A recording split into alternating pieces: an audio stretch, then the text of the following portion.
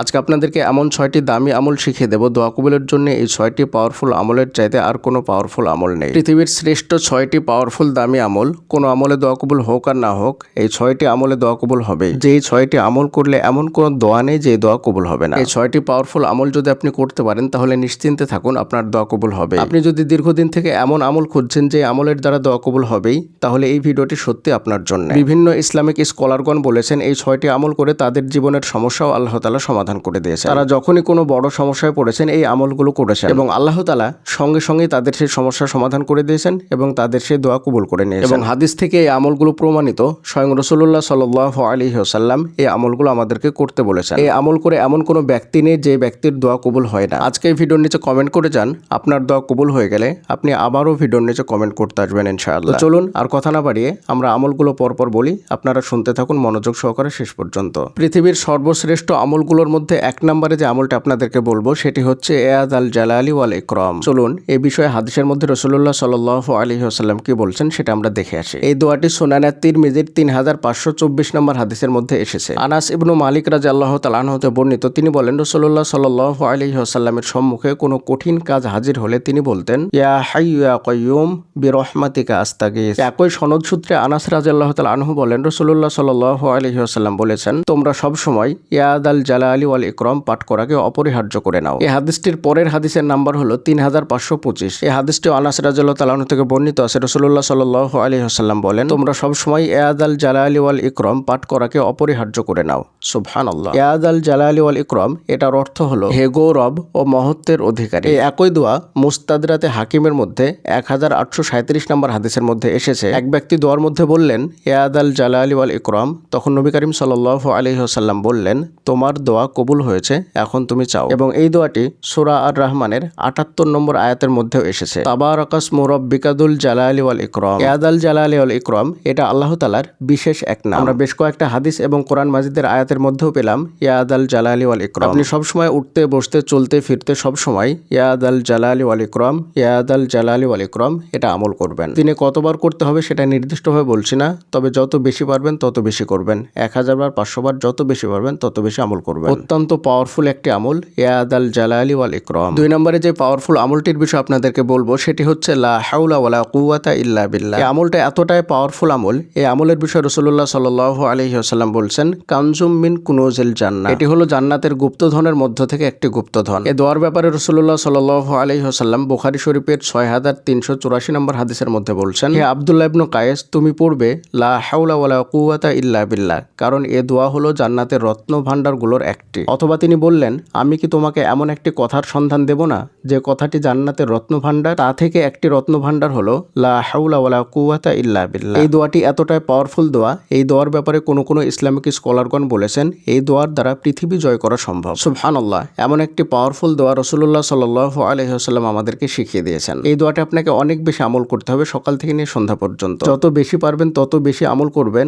নির্দিষ্ট সংখ্যায় বলে দিচ্ছি না যে 1000 বার বা 500 বার করতে হবে এমনটা না। যেহেতু হাদিসের মধ্যে নির্দিষ্টভাবে কোথাও বলা নেই যে কতবার আমল করতে হবে, তাই যত বেশি পারবেন তত বেশি আমল করবেন। সবসময় লা হাওলা ওয়ালা কুওয়াতা ইল্লা বিল্লাহ মুখে বলতেই থাকবেন। উঠতে বসতে চলতে ফিরতে সব সময় এই দোয়াটি বেশি বেশি পাঠ করবেন। ফজরের নামাজের পর থেকে নিয়ে সূর্য ওঠা পর্যন্ত পাঠ করবেন, তারপর জোহরের পরে পাঠ করবেন, আসরের পরে পাঠ করবেন, মাগরিবের পরে পাঠ করবেন, রাত্রে ঘুমানোর আগে পাঠ করবেন। এতটাই পাওয়ারফুল দোয়া, এই দোয়ার দ্বারা আপনি পৃথিবী জয় করতে পারবেন। তাহলে চিন্তা করুন আপনার যে চাওয়া, আপনার যেটা প্রয়োজন, আপনি যেটা চান সেটা কতটা ক্ষুদ্র।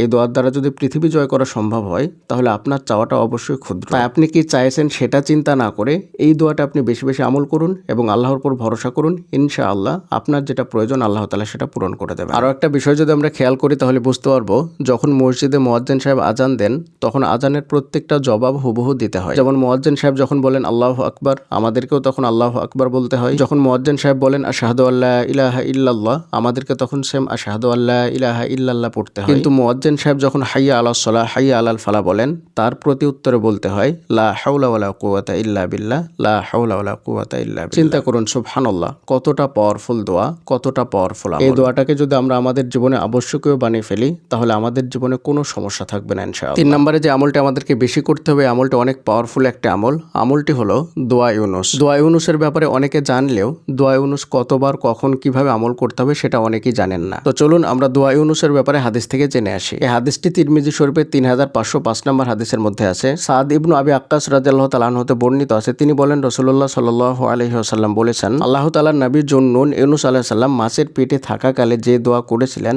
তা হলো লা ইলাহা ইল্লা আনতা সুবহানাকা ইন্নী কুনতু মিনাদ যালিমিন। তুমি ব্যতীত কোনো মাবুদ নেই, তুমি অতি পবিত্র, আমি নিশ্চয় জালিমদের দলভুক্ত। যে কোনো মুসলিম লোক কোনো বিষয়ে কখনো এ দোয়া করলে অবশ্যই আল্লাহ তাআলা তার দোয়া কবুল করেন।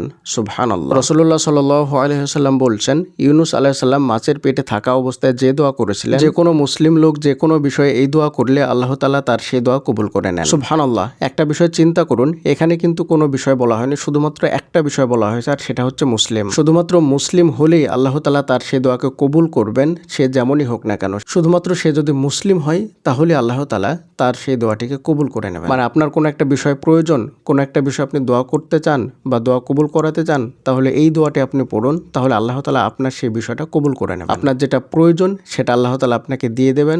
আপনি যে বিপদে আছেন আল্লাহ তাআলা আপনাকে সেই বিপদ থেকে উদ্ধার করবেন এই দোয়া আমলের মাধ্যমে। আমরা জানি ইউনূস আলাইহিস সালাম যে বিপদে পড়েছিলেন সেটা কঠিন বিপদ, আমাদের কল্পনার বাইরে এত কঠিন বিপদের মধ্যে তিনি পড়েছিলেন। তিনি মাছের পেটের মধ্যে চলে গিয়েছিলেন, মাছ তাকে খেয়ে নিয়েছিল। দেখুন, এক নাম্বার হচ্ছে মাছের পেটের অন্ধকার, তারপরে সমুদ্রের গভীরের অন্ধকার। এত অন্ধকারের মধ্যেও যখন তিনি এই দোয়া করলেন লা ইলাহা ইল্লা আনতা সুবহানাকা ইন্নী কুনতু মিনাদ যালিমিন, তখন আল্লাহ সুবহানাহু ওয়া তাআলা এই মহা কঠিন বিপদের মধ্য থেকে তাকে উদ্ধার করলেন, তাকে বাঁচিয়ে দিলেন। এবং আল্লাহ সুবহানাহু ওয়া তাআলা কোরআন মাজিদের সূরা আম্বিয়ার মধ্যে ইউনূস আলাইহিস সালামের যে ঘটনা বর্ণনা করেছেন সেখানে তিনি বলছেন, কাযালিকা নুনজিল মুমিনিন, আমি এমনভাবে মুমিনদেরকে উদ্ধার করে থাকি। সুবহানাল্লাহ। আপনি যদি মুমিন হয়ে থাকেন, মুসলিম হয়ে থাকেন, আল্লাহ তাআলা এবং রাসূলুল্লাহ সাল্লাল্লাহু আলাইহি ওয়াসাল্লাম বলছেন আপনার দোয়া কবুল করবেন এবং আপনাকে উদ্ধার করবেন। তাই যে কোনো বিপদে, যে কোনো দোয়া কবুলের জন্য, যে কোনো সমস্যায় এই দোয়াটি বারবার পাঠ করুন, বেশি বেশি আমল করুন, ইনশাআল্লাহ আল্লাহ তাআলা আপনার সেই দোয়া কবুল করে নেবেন। দোয়া কবুল হবেই।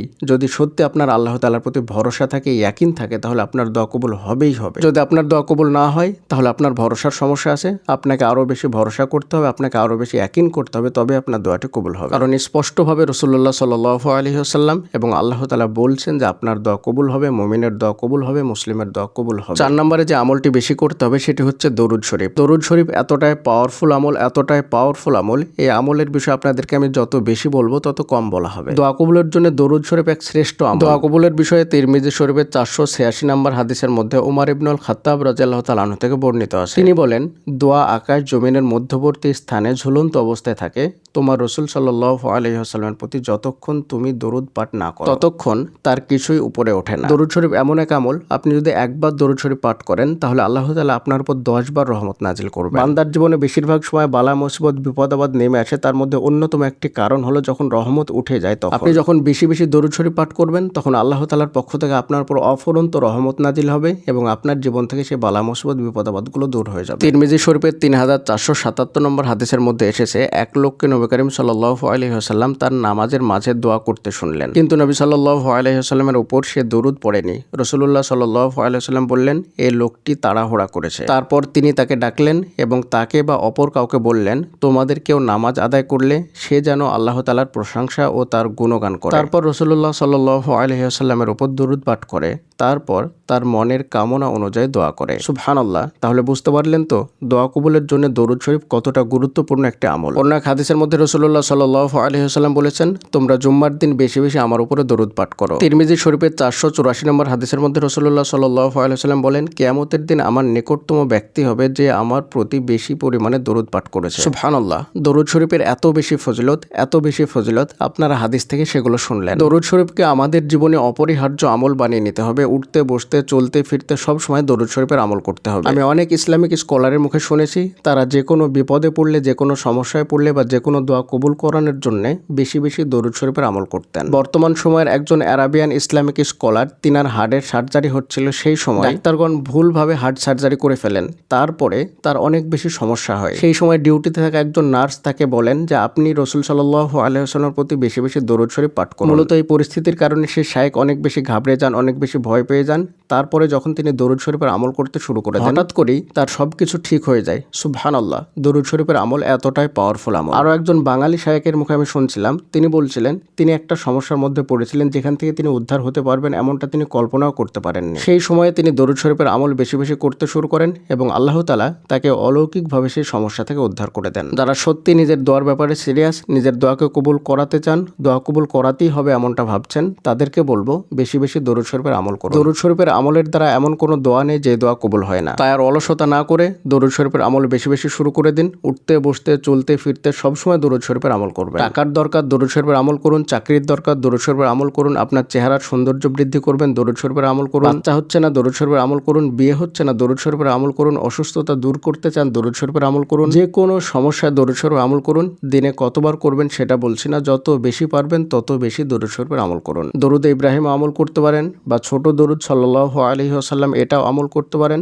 ছোট বড় যে কোনো দরুদ শরীফের আমল করতে পারেন। 100 বার, 1000 বার, 200 বার, 500 বার, 5000 বার, যত বেশি পারবেন তত বেশি আমল করুন। যদি আপনি মনে করেন যে এলোমেলোভাবে আমল করলে সঠিকভাবে আমলটা আপনি করতে পারেন না, তাহলে গুছিয়ে সুন্দর মতো একটা নির্দিষ্ট সংখ্যায় আমল করবেন। তাহলে আপনি 500 বার, 700 বার, 1000 বার গুনে গুনে এভাবে আমল করতে পারেন। তবে নির্দিষ্টভাবে কোনো একটা সংখ্যাকে যদি নির্দিষ্ট করে নেন, যদি এমনটা ভাবেন যে 5000 বার করলেই দোয়া কবুল হবে, না হলে হবে না, যদি এমনটা ভাবেন তাহলে সেটা বিদআত হবে, গুনাহ হবে। তবে আমলের সুবিধার জন্য আপনি এভাবে গুনে গুনে আমল করতে পারেন। 5 নম্বরে যে আমলটা আপনাকে বেশি করতে হবে সেটি হচ্ছে ইস্তেগফার। দোয়া কবুলের জন্য ইস্তেগফার অনেক অনেক গুরুত্বপূর্ণ একটা আমল। ইস্তেগফারের মাধ্যমে একজন বান্দা, একজন ব্যক্তি মুস্তাজাবুদ দাওয়া হতে পারে। মুস্তাজাবুদ দাওয়া সেই ব্যক্তিকে বলা হয় যেই ব্যক্তি হাত ওঠানোর সঙ্গে সঙ্গে আল্লাহ তাআলা তার দোয়াকে কবুল করে নেন। যেই ব্যক্তি মুস্তাজাবুদ দাওয়া হয়, আল্লাহ তাআলা তার প্রত্যেকটা দোয়াকে কবুল করে নেন। আপনি যদি চান হাত ওঠানোর সাথে সাথে আপনার দোয়াটা কবুল হয়ে যাক, তাহলে আপনাকে মুস্তাজাবুদ দাওয়া হতে হবে। আর মুস্তাজাবুদ দাওয়া হতে হলে আপনাকে অবশ্যই ইস্তেগফারের আমল বেশি বেশি করতে হবে। ইস্তেগফারের আমল বেশি বেশি করলে আল্লাহ তাআলা একদিকে যেমন তার গুনাহ খাতা মাফ করে দিয়ে তাকে মাসুম বাচ্চা বানিয়ে দেন, অন্যদিকে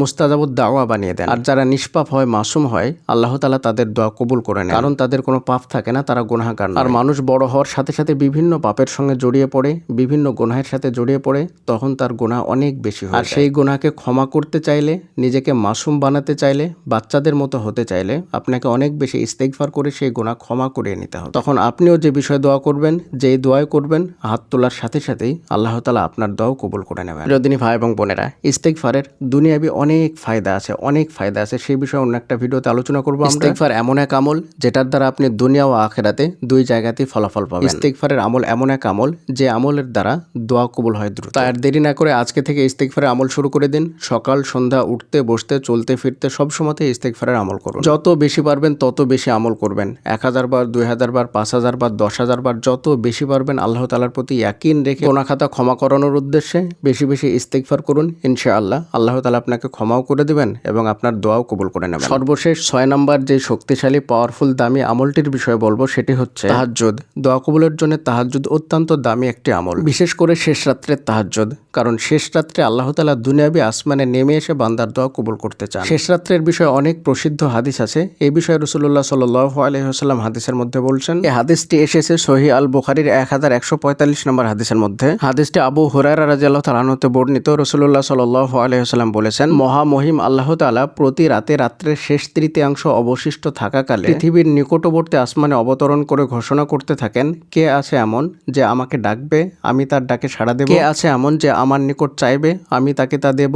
কে আছে এমন আমার নিকট ক্ষমা চাইবে, আমি তাকে ক্ষমা করব? সুবহানাল্লাহ। প্রত্যেক রাত্রের যখন শেষ তৃতীয়াংশ বাকি থাকে, তখন আল্লাহ তাআলা দুনিয়াবি আসমানে নেমে এসে আমাদেরকে ডাকতে থাকেন, বান্দাদেরকে ডাকতে থাকেন। তিনি বলেন, কে আছে এমন আমার কাছে চাইবে, আমি তাকে তা দেব? কে এমন আছে আমার কাছে দোয়া করবে, আমি তার দোয়াকে কবুল করব? কে এমন আছে যে আমার নিকট ক্ষমা চাইবে, আমার নিকটে ইস্তেগফার করবে, আমি তাকে ক্ষমা করব? সুবহানাল্লাহ। কিন্তু আমরা তখন গভীর ঘুমে আচ্ছন্ন থাকি, গভীর ঘুমের মধ্যে থাকি, তাই আমরা শেষ রাত্রে উঠতে পারি। পুরো রাত্রিটা আমরা মোবাইল দেখে, বিভিন্ন রিলস দেখে, টিকটক দেখে কাটিয়ে দেই এবং শেষ রাত্রে গিয়ে তখন গভীর ঘুমের মধ্যে চলে যায়। এখনকার বর্তমান জেনারেশন তো এটাই করছে। বর্তমান জেনারেশন কি বলবো, মধ্যবয়স্ক থেকে নিয়ে শুরু করে শেষ বয়স্ক ব্যক্তিরাও এটা করছে। রাত্রি 12টা-1টা না হলে ঘুমিয়ে আসে না। টিভি দেখে, খবর দেখে, বিভিন্ন নাটক সিরিয়াল দেখে 12টা-1টা বাজিয়ে দিয়ে তারপরে খাওয়া দাওয়া করে তারপরে শেষ রাত্রে গিয়ে ঘুমাতে যায়। যে রাত্রিটা হচ্ছে বরকতের রাত্রি, সেই সময়টা আমরা ঘুমাই। আর যেই সময়টা ঘুমানোর দরকার সেই সময় আমরা আড্ডা দেই, খাওয়া দাওয়া করে, গল্প গুজব করে সময়টাকে কাটিয়ে দিই। এটা শহরের 99% ফ্যামিলির মধ্যে এটা হয়। কেউ যদি রাত্রি 8টা-9টার দিকে ঘুমোতে যায় এশার নামাজের পরেই, তাহলে তাদেরকে আমরা অভদ্র বলি, তাদেরকে আমরা অশিক্ষিত বলি, তাদেরকে বলি তারা মডার্ন নয়। আর আমরা অতিরিক্ত মডার্ন হতে গিয়ে আমাদের শরীরে বিভিন্ন রোগ বাসা বাঁধছে। যে সময় ঘুমানোর দরকার সেই সময় আমরা জেগে থাকি। সত্যি বলতে তেমন উল্লেখযোগ্য গুরুত্বপূর্ণ তেমন কাজও দেখাতে পারবে না যে এই সময়ের মধ্যে তারা সেই কাজটা করে। মূলত এই সময়ের মধ্যে মহিলারা রান্নাবান্না করে আর বাড়ির ছেলেরা তারা টিভি সিনেমা দেখে, বা অফিসে তেমন ছোটখাটো কোনো কাজকর্ম থাকলে সেগুলো বাড়িতে এসে করে, আর না হলে বসে বসে খবর দেখে। এছাড়া তেমন কোনো উল্লেখযোগ্য কাজ থাকে না। এইভাবে করতে করতেই 11টা-12টা বাজিয়ে ফেলে। তারপরে খাওয়া দাওয়া করে, তারপরে গিয়ে ঘুমাতে যায়, আর ঘুম থেকে ওঠে সকাল 8টা-9টার সময়। আর এই ব্যক্তিটাও বলে যে আমার দোয়া কবুল হয় না, আমার জীবনে কোনো রহমত নেই, আমার জীবনে কোনো বরকত নেই। একজন ব্যক্তির জীবনে যখন রহমত বরকতই থাকে না, তখন তার দোয়াটা কিভাবে কবুল হতে পারে? তার জীবনটা কেমন থাকতে পারে? যেখানে রাসূলুল্লাহ সাল্লাল্লাহু আলাইহি ওয়াসাল্লাম হাদিসের মধ্যে বলছেন, তোমরা এশার সালাতের পরে তাড়াতাড়ি ঘুমিয়ে পড়বে, শুধুমাত্র যদি দিন চর্চা করতে চাও তাহলে করতে পারো, বাকি দুনিয়াবি কোনো কাজকর্ম করা যাবে না, কথাবার্তা বলা যাবে না, তাড়াতাড়ি ঘুমিয়ে পড়তে হবে। কিন্তু আমরা তার উল্টোটা করছি। ওই যে একটা প্রবাদ আছে না, যে আমরা ফেরাউনের মতো জীবনযাপন করব এবং মূসা আলাইহিস সালামের মতো আমরা বরকত চাইবো। এটা কি সম্ভব? আপনার চলন বলন সবকিছু কুফরি মোতাবেক, আর আপনি চাইবেন যে আপনার জীবনে রহমত বরকত দ্বারা আল্লাহ তাআলা পরিপূর্ণ করে দেখে, এটা কখনোই সম্ভব না। কুকুরের জীবনে যেমন কোনো বরকত নেই, তারা সারা রাত্রে ঘেউ ঘেউ করে শেষ রাত্রে গিয়ে ঘুমোতে যায়, তারা যতই বাচ্চা পয়দা করুক না কেন শেষ বেলায় তাদের কিছুই টেকে না। ঠিক তেমনই ভাবে আমরা যারা মানুষরা কুকুরের জিন্দেগি অবলম্বন করেছি, তাদের জীবনটা ঠিক কুকুরের মতোই হয়ে যাবে আস্তে আস্তে। আপনারা চাইলে আমাদের ফেসবুক পেজটি ফলো করতে পারেন। আমাদের ফেসবুক পেজের নাম হলো ইসলামিক মোটিভেশনাল স্পিচ। ফেসবুকে সার্চ বক্সে গিয়ে লিখলেই পেয়ে যাবেন ইনশাআল্লাহ আমাদের পেজ। অথবা দোয়া কবুলের গল্প লিখে সার্চ করবেন, দেখবেন আমাদের পেজের যে ভিডিও সেগুলো চলে আসবে। ভিডিও দেখে আমাদের পেজটি চিনে নিতে পারবেন। আমাদের সঙ্গে যোগাযোগ করতে চাইলে ইমেল করতে পারেন। আমাদের ইমেল আইডি হলো khalidhasan6695@gmail.com। এটা আমরা ডেসক্রিপশনেও লিখে দিচ্ছি। যাই হোক, পরিশেষে আমরা আল্লাহ তাআলার নিকটে দোয়া করি, আল্লাহ তাআলা যেন আমাদের সকলকে এই 6টি আমলকে যথাযথভাবে পালন করার তৌফিক দান করুন। আমিন। আসসালামু আলাইকুম ওয়া রাহমাতুল্লাহি ওয়া বারাকাতুহু।